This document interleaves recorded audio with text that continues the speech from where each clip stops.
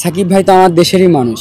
দেশের হয়ে কেউ যদি ভালো কিছু করে আসলে এটা পোস্ট দেওয়াটা আমিও মনে করি এটা মানে গ্রহণযোগ্যতা। এটা অনেকেই পোস্ট দিছে, সাকিব ভাইও দিয়েছে।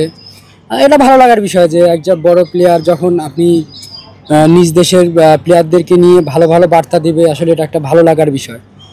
তো অ্যাজ এ আমি সবসময় মনে করি যে আমাকে নিয়ে যারা এরকম পোস্ট দেয় বা যারা আমার কাছ থেকে আশা করে, আমি যেন তাদের আশাটাকে ফুলফিল করতে পারি ইনশাল্লাহ।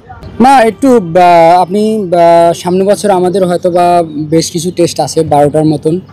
তো এর মধ্যে এই 2টা টেস্টের পরে একটা গ্যাপ আছে, তো হয়তো বা আমাদের এই গ্যাপটাতে আমাদের অনেক মানে সতর্কতামূলকই থাকতে হবে আর কি, যেহেতু অনেক দিন পর আবার খেলা হবে। ওই যে খেলাটা আসবে ওইটাতে আমরা যেন ভালো করে হ্যান্ডেল করতে পারি, এই দিকটা ফোকাস রাখতে হবে।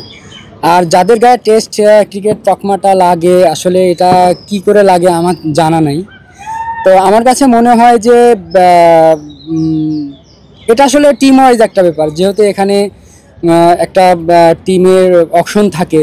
এখন অনেক টিম আছে, অনেকজনকে চুজ করতে পারে, এটা তাদের পার্সোনাল ব্যাপার। আসলে এখান থেকে আসলে আমি কাউকে কোনো আসলে বার্তা দেওয়ার মতন কোনো পজিশন নাই। না, সর্বপ্রথম আল্লাহ তাআলার কাছে শুকরিয়া যে কন্টিনিউটা করতেছি।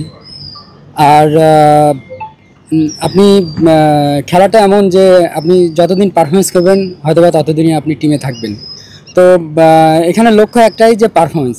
তো আমিও চেষ্টা করি যে সবসময় যে নিজের যে ডেডিকেশন আছে ওইটা ধরে রেখে পারফরমেন্স করার জন্য।